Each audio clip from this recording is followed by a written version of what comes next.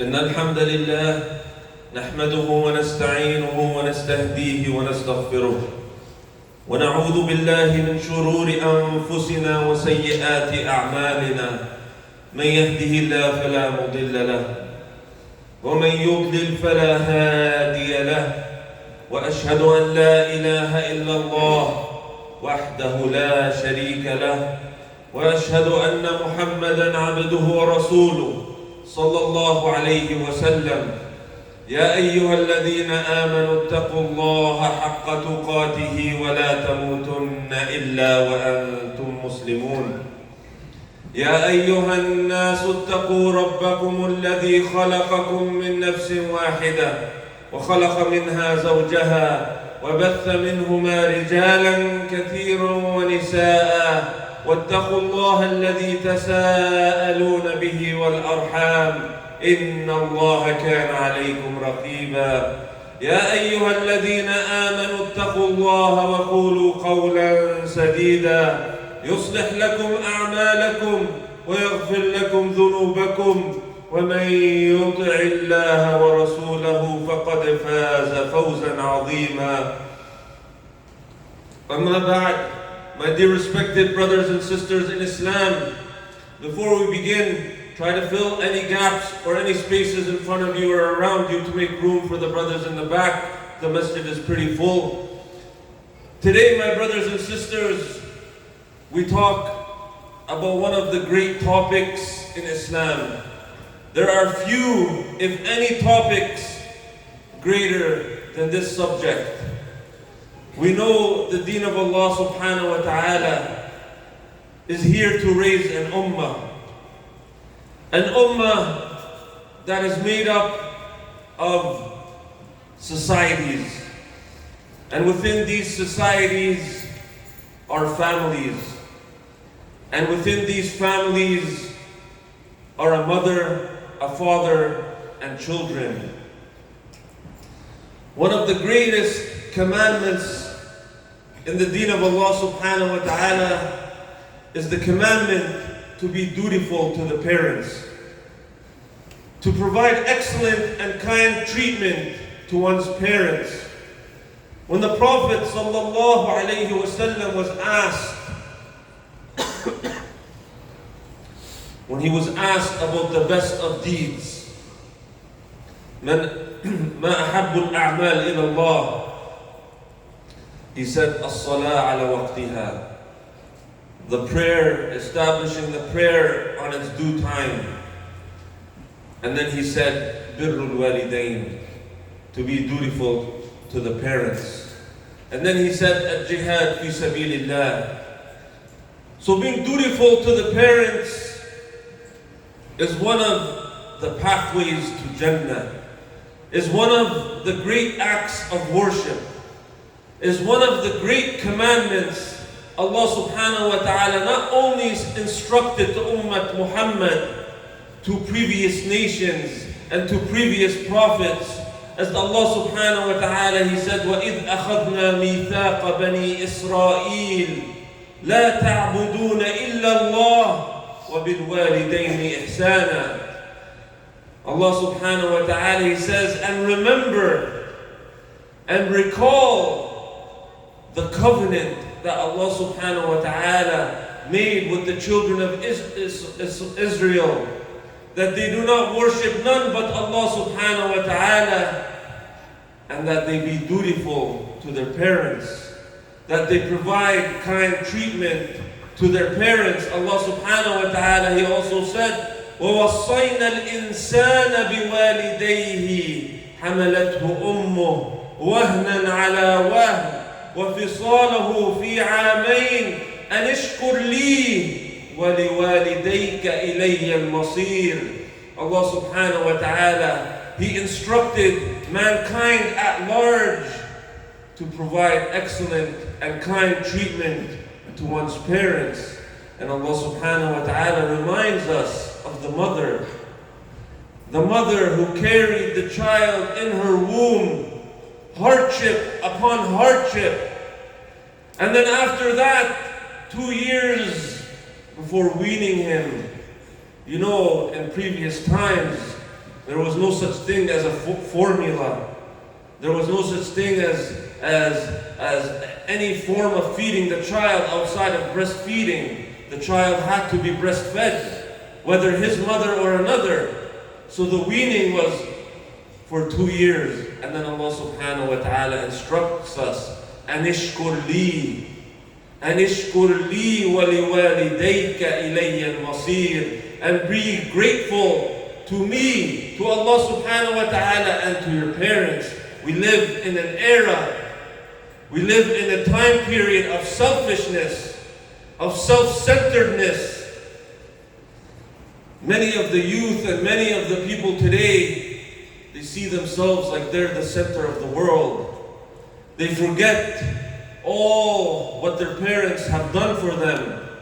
Picture for a moment when you're carrying a load, you're carrying something heavy. You carry it for a few minutes and you start to get tired. You move it to another position, you move it to your hand, you carry it to your shoulder, you adjust because it's hard and it's heavy. But the mother, when the child is developing within her womb, Allah subhanahu wa ta'ala does not give her that option.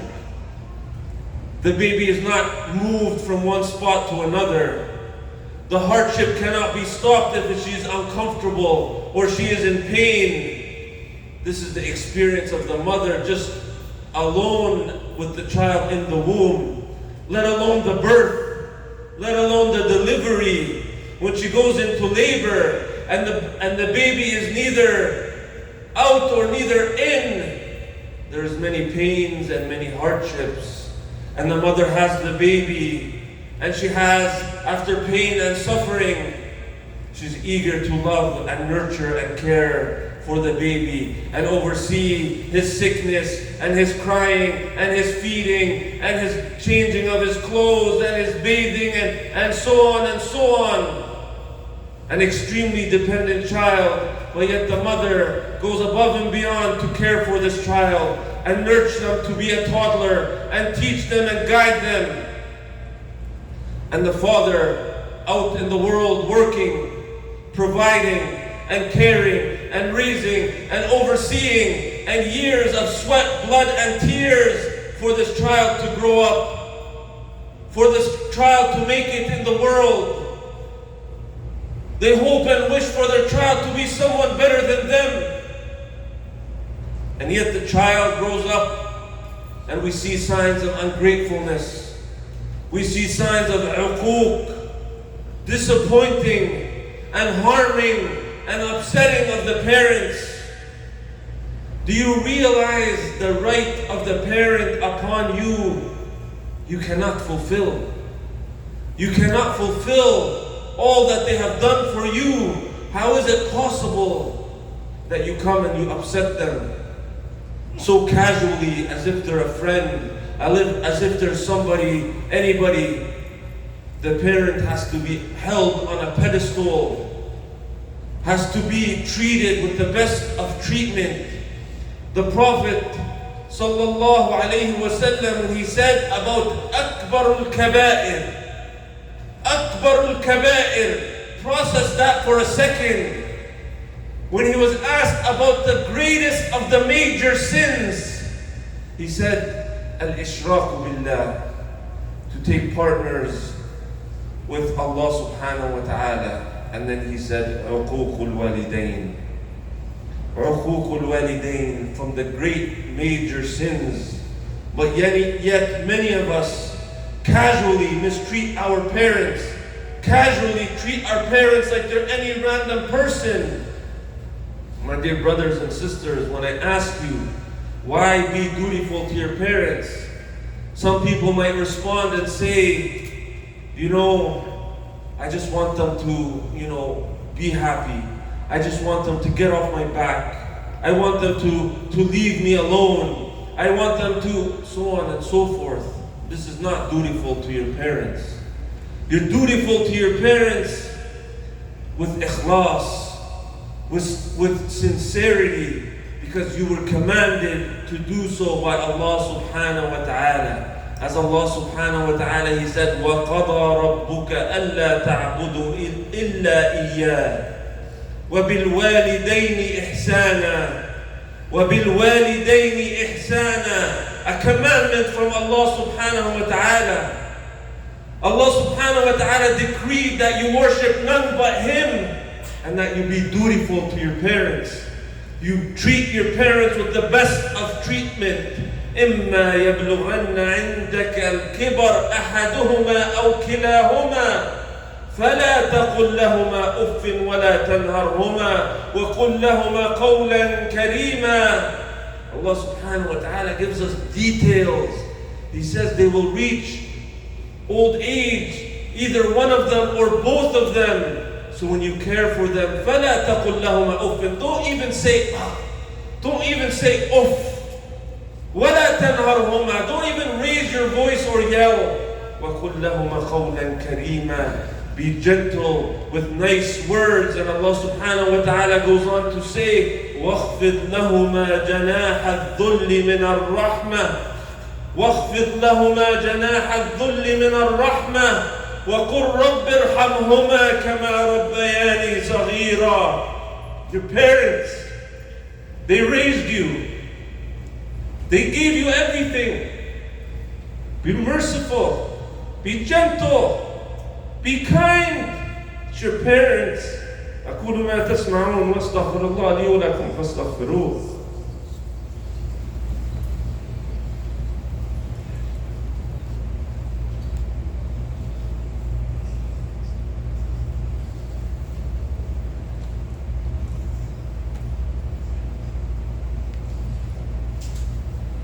الحمد لله رب العالمين والصلاة والسلام على نبينا محمد وعلى آله وصحبه ومن والاه. Your path to Jannah is through the approval, the satisfaction, pleasing of your parents. Some people think, I have to chase my personal interests, my desires, my goals. I have to seek knowledge. I have to do so and so. When it comes to voluntary actions, it never overrides pleasing your parents. When your parents instruct you of something of righteousness, of something of halal, it is an obligation upon you to fulfill and obey their instructions to the best of your capabilities. This is the ihsan, to verbally and through action please your parents as best as you can, to make them happy, to be considerate of whatever they need or want, as long as it's halal. And even if they instruct you for something haram, even if they are a disbeliever, you don't listen to them, but you befriend them kindly. You give them kind companionship. There is nobody in this world more deserving of your companionship than them.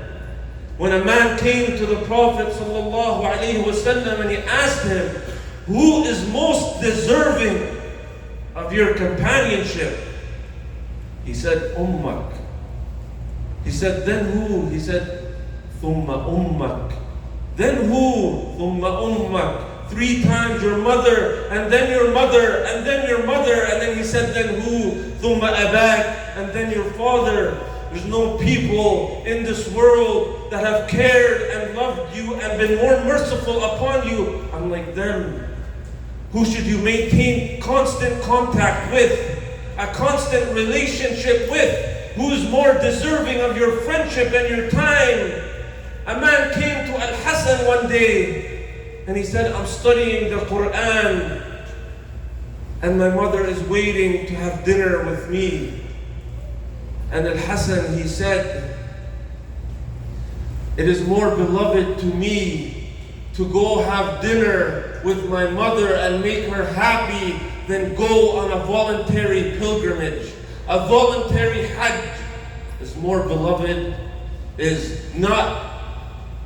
doesn't equate to having dinner with your mother and making her happy. Because making your mother happy is wajib. It's an obligation. A lot of people want to put commendable and voluntary actions over the great ibadah and obligation of making your parents happy. A man came to the Prophet sallallahu alaihi wasallam, imagine, to ask permission to go for jihad. Hadith muttafaqun alayhi fi sahihayn. Ask permission to go for jihad. By the way, this was voluntary jihad, not jihad that was wajib. And the Prophet sallallahu alaihi wasallam, he said, "Are your parents living?" He said, "Yes." He said, فَفِيهِمَا فَجَاهِدْ. So for them, go strive in their service and their care. The Prophet ﷺ put it ahead of voluntary jihad, and he even described it as فَفِيهِمَا فَجَاهِدْ. It's a form of jihad. It's a form of struggle. We say your pathway to Jannah is through pleasing your parents. We all know the famous hadith of the Prophet sallallahu alaihi wasallam as he goes up the minbar and he says, Ameen, Ameen, Ameen. And Jibreel alayhi salam is making dua. We always hear this hadith in Ramadan because it references Man adraka Ramadan wa lam yughfar lah raghima anf. May he be disgraced, the one who reaches Ramadan and is not forgiven. But within this hadith, Jibreel, he says, may he be disgraced, man adraka abawayhi al-kibar, whom his parents reach old age, and he does not admit it to Jannah because of them. May he be disgraced. Your parents are living and breathing. Care for them. Strive for them. It is your doorway to Jannah. You know, when one of Iyas ibn Muawiyah, when his mother died, he wept. He wept so much. And when he was asked about his weeping, why are you weeping? He said, I had two open doorways to Jannah. And now one of those doorways is now closed. Your parents is a pathway to Jannah. And even after their passing, you can still be dutiful to them by making dua for them, by doing silat al-rahim on their behalf, and doing good deeds on their behalf. The opportunity is still in front of you. This is the great act of worship, of being dutiful to your parents. Allahumma aghfir lana dhunubana وعافنا واعف عنا اللهم اهدنا واهد بنا واجعلنا سببا لمن اهتدى اللهم انصر الإسلام وأعز المسلمين وأذل الشرك والمشركين اللهم ادخلنا الجنة برحمتك يا أرحم الراحمين اللهم آتنا في الدنيا حسنة وفي الآخرة حسنة وقنا عذاب النار وصل اللهم على محمد وعلى آل محمد وأقم الصلاة